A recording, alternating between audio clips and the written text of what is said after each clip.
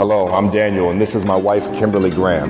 And we're your money mastery coaches. We work with high earning power couples to guide them to financial harmony in their financial communication. Utilizing the Affluent Synergy Framework, even if you meticulously budget every expense and talk money to your partner. Find out more at theaffluentmarriage.com. We can't wait to help you live in love and walk in wealth.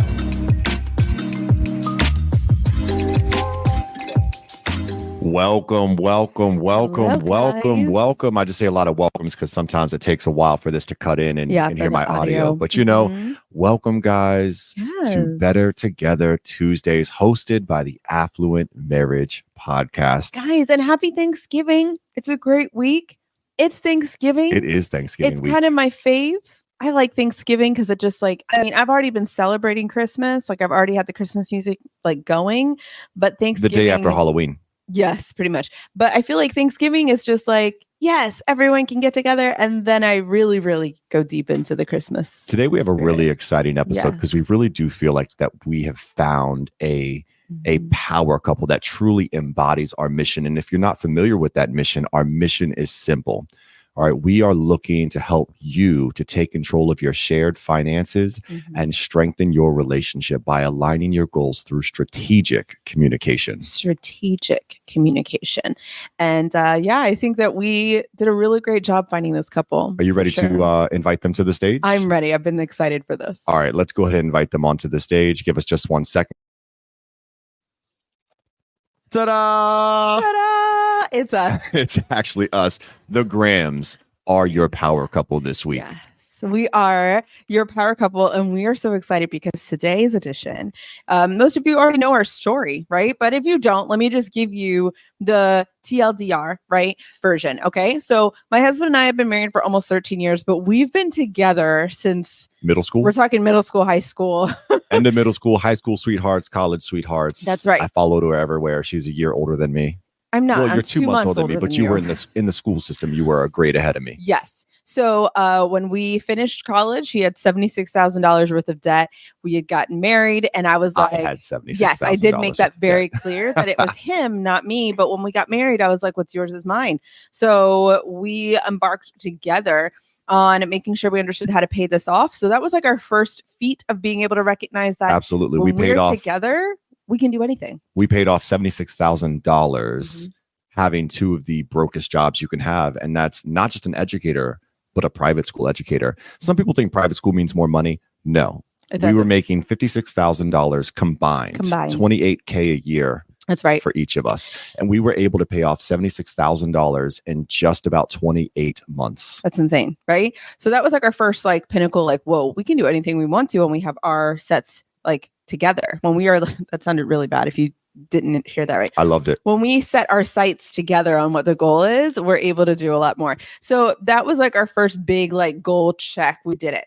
As a couple. But talk about business. Talk about business. All right. So then fast forward, I went into business, quit my job teaching, and decided to go into working with other female entrepreneurs. I worked in direct sales. And that's when I understood that so many entrepreneurs have no clue what's going on with their finances and how to manage their money and their mindset around money. And so that was when I was like, I really need to make sure that I embark and tell them exactly what we did and how we worked together.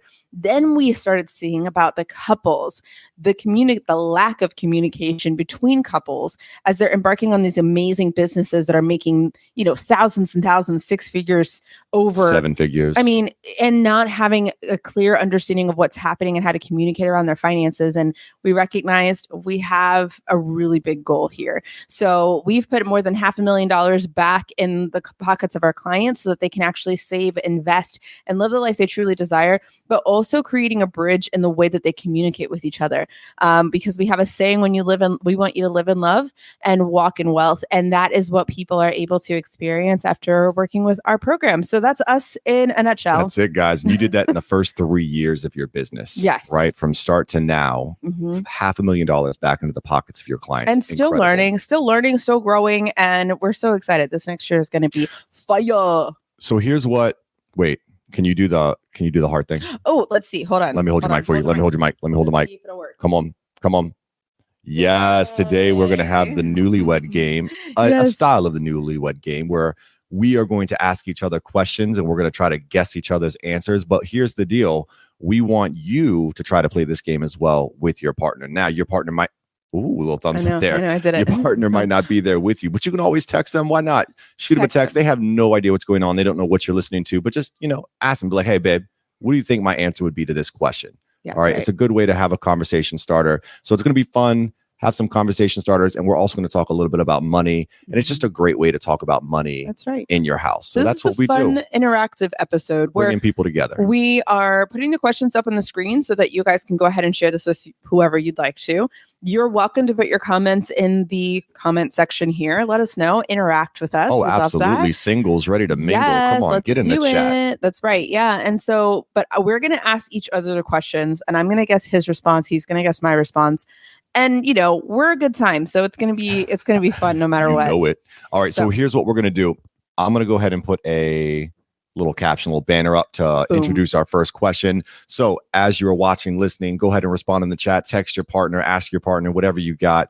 Here we go. Let's start out with just a good time. If you are out at a karaoke bar or you're on a cruise and it's karaoke night, wherever you are. All right, I want to know. I'm expecting Ailika to answer this one. What is your go-to, not yours, but what is your partner's go-to karaoke song, right? Or genre if you want to keep it like broad. So I need to guess your go-to karaoke song, and you need to guess what my go-to would be. This is tough because I got to think to myself, like, not only do I need to know, all right, what would I choose, but I also got to think what you choose. So I'm like taking a second to process here. So I'm gonna go ahead and answer because I think I'm really bold with this answer. Okay, because I think I know you. I know you. I think I know you after 22 years. We have a lot of different things that we do in terms of like karaoke song genre. But if he had to go up on stage and get a microphone and I have right sing, now. Right? My guess is that you would sing anything in like the 90s R&B, Boys to Men, even Temptations, which goes a little bit back. No. That you totally would though, would you not? You are 100. That is like my backup. Oh, okay. Right. That's okay. I wasn't too far. I guess I'd have to like play to the crowd, right? Because I'm like, all right, what does my audience want from me? They love Boys to Men. What are you talking about? Boys to Men. But that's not where I would go. Okay. I love musicals, and I know that's niche. Not everybody is into musicals, but give me a microphone and I will go in on some Hamilton, In the Heights, Aladdin, Lion King, Beauty and the Beast, Legally Blonde. If Daniel and I were on stage, we could totally rock out to some Legally Blonde. Wicked. Who knows about that? So, but yes. So fun fact, when Daniel and I are on long road trips, even with the girls, right, they're going to be a part of this too. Okay. Oh my goodness. We absolutely. love listening. We have like a list of all of these different types of musicals that we have. So it starts with like Wicked. Oh man, we know every single word. So it goes with Wicked, it goes Legally Blonde, it goes Lion King, it goes Hamilton, it goes In the Heights, it goes, and like we literally have like a list that we go, what are we feeling today?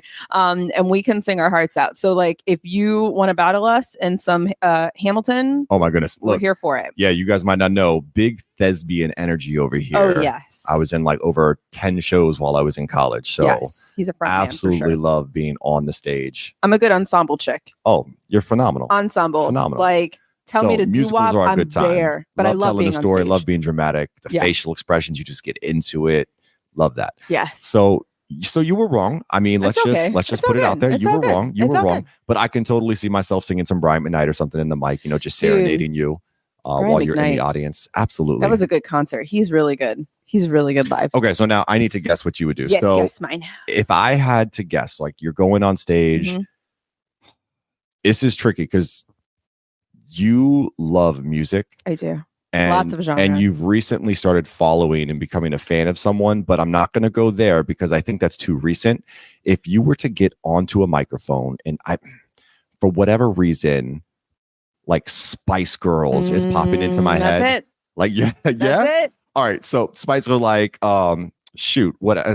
Tell me what you want. What you really want. Tell me what you want. But Wannabe is dating. Everybody sings Wannabe. Don't sing too much because you're gonna get us copyrighted on Facebook. But like, they're gonna be like, oh wait, that sounds like something, and then they're gonna mute us. True. So yes, I do like that, but I like some of the deep house tracks. Okay, there aren't really deep. Everyone knows this, but like, I love "Say You'll Be Deep There." Deep right? cuts only. Say You'll Be There, like Mama. Like I want those Spice Girls because only the true OGs know. Oh my I love gosh. me some good 90s like girl, like poppy girl group hits. Boy bands, if you're team BSB or team NSYNC, I need to know who my people are. It took me way too long to realize BSB was Backstreet Boys. Oh my gosh, really? It wasn't until you said NSYNC that I was like, who is BSB? BSB, man. BSB for life. I love Backstreet Boys and NSYNC. Which Spice Girl do you envision yourself as? So when I was growing up, everyone put me a scary spice, and I'm not a scary spice type of chick. I would say I'm not even ginger. I would be a cross. I would be a cross between Baby Spice and I don't know. I want to be Posh Spice. Everyone in the chat is probably like, baby, baby, baby. I want to be Posh Spice, but I think that I'm like, I think I'm more Baby Spice than I am Posh. I think I'm like a mix between like. Even the way you're describing yourself as a Spice Girl, you just describe it as if you were like baby. I'm Baby Spice. I think, yeah. Like you just weren't like out there and just said it. Okay. I am. I'm Baby Spice. All right. So if we're keeping track of the totals here, Dan Graham, 1.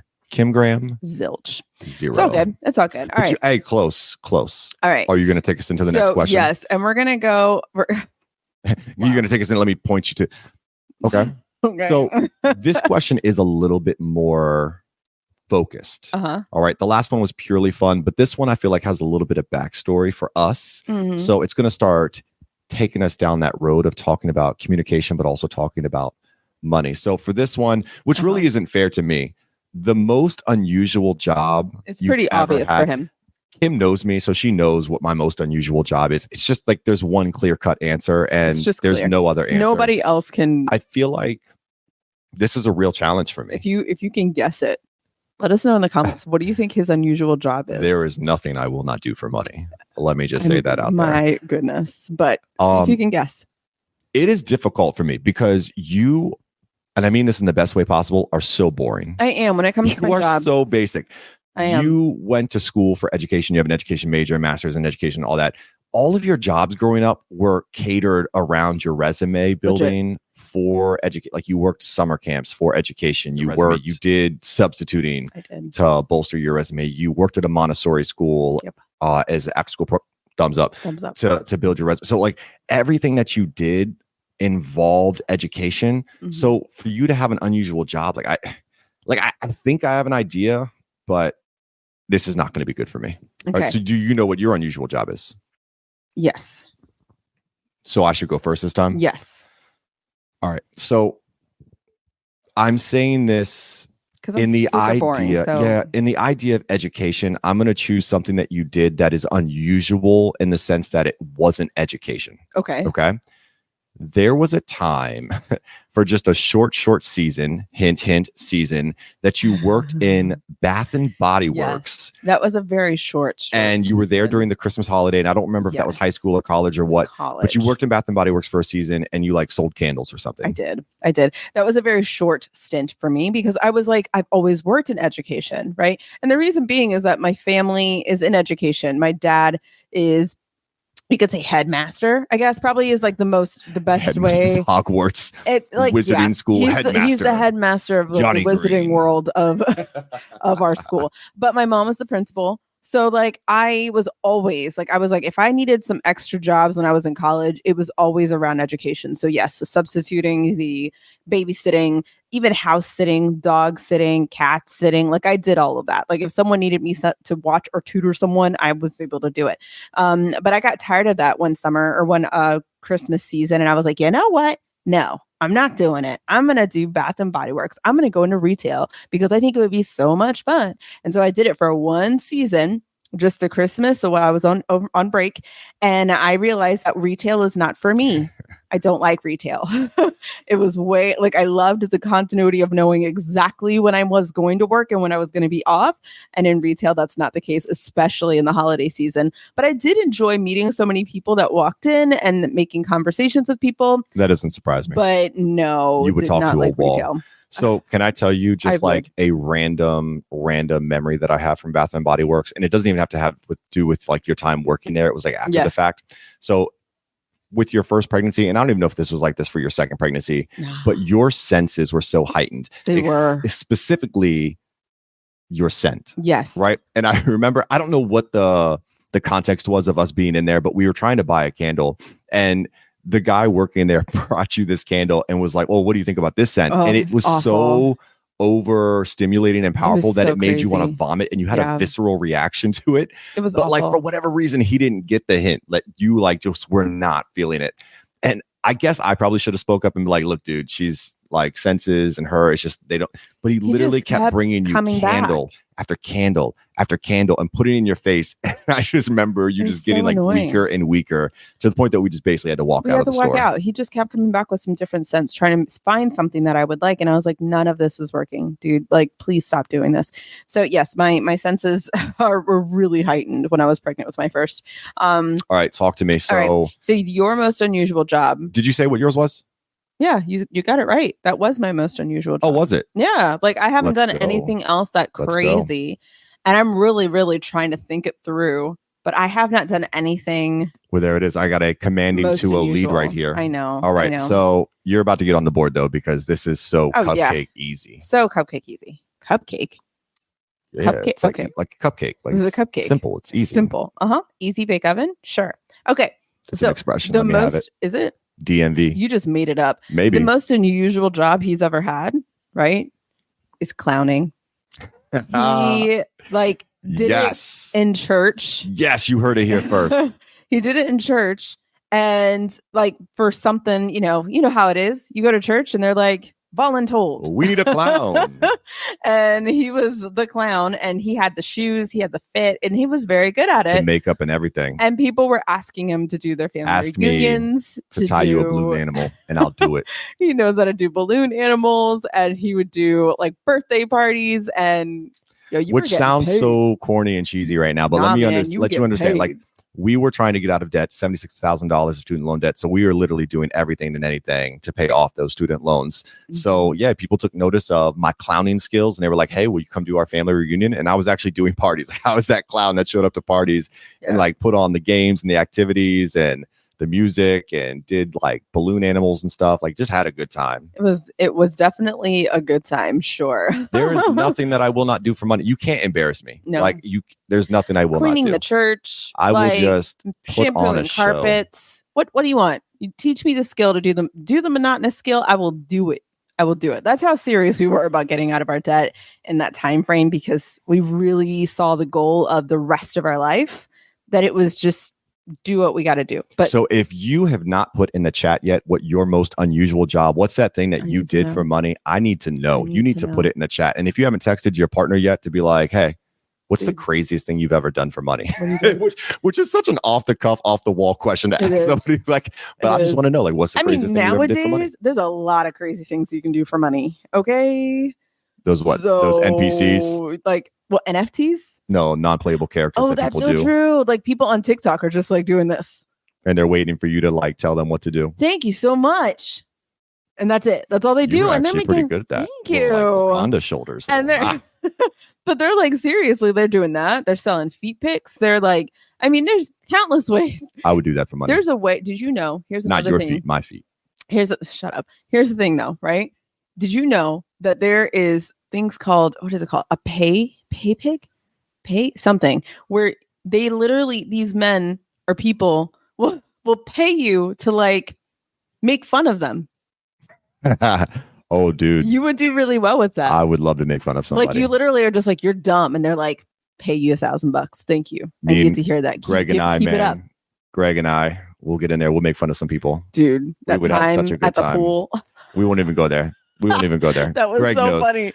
Listen, all right. Greg is a nice dude, and then all of a sudden you tell him that people in New York are mean, and he rises to the occasion. That was a fun moment. Okay, so we're getting so off topic here. I know. So we've asked 2 questions. The first one was just fun. This one was fun too, but it was a little bit more focused for me. This next one, we're really going to get into it and have a real conversation here. So, because we haven't really been talking yet. All right, you know what it is. What is an acceptable amount of money to spend on a pair of shoes? Ask your partner. What your partner would think. Okay? What does your partner think is an appropriate and acceptable amount of money to spend on a pair of shoes? I need to figure out right now, and I feel like I already know how much my wife would spend on shoes. You need to figure out how much I would spend on shoes. So I want you to put down in the chat what you think, what you would choose, and also what you think your partner would choose. Carry the one, cross and out then the I zero. want you to go ask your partner and see if you're right. Okay. So I have an answer. I think I have an answer. Okay. Right. So the unacceptable amount to spend on a pair of shoes. And like, I'm thinking pair of shoes, like something that you were excited for. And you were like, I want to spend money on this. And I feel like it's a very good amount. I don't know. Say the number. My Stop wasting heart time. is saying Say it. like 180. Oh my God. No, I'm wrong there too. You're so far off in the wrong direction. Apparently don't know you. Oh my gosh, Kim. You went triple digits. Really? On some Yeah. shoes. No, I'm not even thought... in. You said 180. I'm not even in the triple digits, babe. Really? I'm serious. Oh, I got that. You are really way wrong. off. My Okay. number that I had in my head, Yeah. $80. $80? That's the most, I guess, not the most. Not the most. I have spent the acceptable. I guess that's the thing that tripped me up. acceptable, right? Because I did buy a pair of Currys that were like $130, whatever. I've never owned a pair of Jordans in my life, by the way. I had a pair of Currys that were like $130. That's the most I've ever spent on shoes. Mm-hmm. I love shoes, don't get me wrong, but like that's not like my love language. You know what I mean? Like I don't get into the shoe game like that. Right. I do love some good colorways though. So I actually have a friend group. We text each other when we find deals online. There used to be a website called East Bay, but they got bought out by like Foot Locker or something. So the deals aren't as good anymore. But we send each other like, hey, these pair of Kyries, this pair of Currys, this pair of whatever is like discounted. It's like way off. So you got to get yourself into a social circle that looks for sharing kicks these deals and colorways, and they just send you the good deals. So like a lot of my shoes I get for under $80. So you'd rather wait for the deal and then go grab it, and an acceptable amount for you would be like $80. And the Currys that I bought were for athletic purposes. Like I bought those with the intention for performance because I play basketball twice a week. So that's why I got those. Everything else that I just wear for like colorways and like I'm a PE teacher. Like I'm wearing them to school and walking through dirt and mud and whatever. Like I don't. That makes sense, right? So like I think for that, I probably wouldn't spend a ton of money, but I was thinking like. These are shoes. $180. You were really thinking $80, babe. Okay. All right. Yeah. All right. Are you ready for my number? Yes. Okay. What do you think I would spend as an acceptable amount to spend on shoes? Are you ready for this? I'm about to take a commanding 3-1 lead here. Oh God. I'm gonna like prices right you and give you specifics. All right. All right. $49.95. Yeah. I mean, sure. I think 49.90 because you will go into DSW or something and you will come out with like a pair of black heels, or you'll come out with like a pair of boots or a pair of like whatever. A $49.95. I don't feel like I've ever seen you buy a pair of shoes more than that. You're not wrong. You're not wrong. You're not wrong. Okay. Okay. I need you to hear. Am I not wrong or am I right? Okay. Like, am I getting a point? You're really. Right. You're right. But I will say this, right? So I think the word that's tripping me up is acceptable. Okay. So an acceptable amount to spend on a pair of shoes just on a whim, I would agree with you. Like $50. Yeah, sure. That I would spend that without even thinking about it. Like, okay, yeah, I found some nice pair of heels, go for it. But what I would really like to do is go into like DSW is the store that I would go to. My mom loves DSW, and she will go do some damage on some shoes. She'll get the same pair of shoes, but in like colors. 7 different colors. My mom colors. knows what she knows what she wants. So like going in there, and if I see a pair of shoes that I like the comfort, I like the style. The goal would be to just be like, I want it, I got it, right? So like spending $125, $150 on shoes would just be like no sweat, right? Which I could do that, but it does take me like, okay, let me just like think about all the things that I want to purchase. But that is something that to me, I want that to be my acceptable amount to pay. I feel that. To spend on shoes. But right now, like $50. Okay. Yeah. So again, you're not wrong. You need to ask your partner and make a guess, right? Yeah. How much do you think your partner would say is an acceptable amount of money to spend on shoes, and have them guess your number and see if you're in the same ballpark or if you're like $100 off like Kim was. Yes. But I think this is a really important exercise to do right here, because you heard two different ways that we like to spend, right? He's willing to wait for the deals, and he's like not really putting as much importance on that, right? He's like, I'm going to wait for the deal. I'm only going to do this if I really, really see something that I like. Whereas for me, I told him, yeah, $49 is probably what I would do. But what I would really like What I really want to get to is being able to walk in and say, I want those $200 pair of shoes. Absolutely. And I want that, right? So then that helps us understand, like, as we go into more of the numerical, like, how do we, what is our goal that we're going after? Kim wants to be able to go in and buy $200 pair of shoes. And that's just what she wants. It doesn't matter whether it's not right or wrong. That's just what she wants. That's what makes her feel good. So let's make sure that we make a plan so that happens. And I don't need to look at her funny when she walks in a $200 pair of shoes or spends $200 worth in shoes in one sitting. That's what she wanted. Go girl. Get it. There is no right or wrong answer to an acceptable amount of money to spend on shoes. There's only your answer, right? What are your values and your beliefs and your priorities around money? We've been defining that as your money language, which we'll talk about in a little bit. But each of you have your own unique money language and have your own values and beliefs and priorities with money. So there's no wrong answer. It's just what is your answer? And it's important to know that about each other. Give us the last question, Kim. Here's our last question. I hope you guys are enjoying this so far. If you are having fun with us, go ahead and put an answer in the comments and just put a haha or something like that. But also, I want you guys to know that if you're enjoying this dynamic, you definitely want to make sure that you join some of our master classes that we have every single month, where we talk about your money management, not your money management style, like your archetype, the way that you communicate around money. Because what we're going to do is we're going to help you understand how to leverage that between you and your spouse, and how to have better, more fun, more effective conversations around money. Our next one is coming up November 29th. On Wednesday. That is the masterclass. That is the masterclass at 7 p.m. So if you're interested in that, let us know. But we'll give you more information on that later. But I hope you guys have enjoyed this so far, because we love having fun with each other and we love having fun talking about money. Like, this is literally how our money conversations go. Absolutely. This is a fun money game that we've created, and we could call it funny. Because it's fun money. Get that? Because it's funny. Man, that was corny. All right. So the last one, corny. Text your partner, text your spouse. All right. Put it in the chat. If you could spend money on one thing for the rest of your life, what would be that thing that you would spend money on? All right. This is going to have it. No. I have no idea. I have ideas, but what you would spend money, like one thing, like that's hard. Like only one thing that you could spend money on for the rest of, like, what is that one thing? All right. So I have an answer, actually. Okay. All right. But it's not a winning answer. It's just a fun answer. Do you know what you would say? I think I know what you would choose, but I do have my answer. Yes. How did you figure that out so quickly? Like, you didn't even struggle. Well, I think I don't know. It's kind of, I feel like there's a lot of choices. I just chose one of the things. I just feel like, am I that obvious? I'm losing. So I don't really care. I don't really care. Put all in. Yep, all the chips are in. Whatever. Yep. All right. So if there was one thing that I think that you would get for the rest of your life, and you're not going to agree with this, but a chiropractor.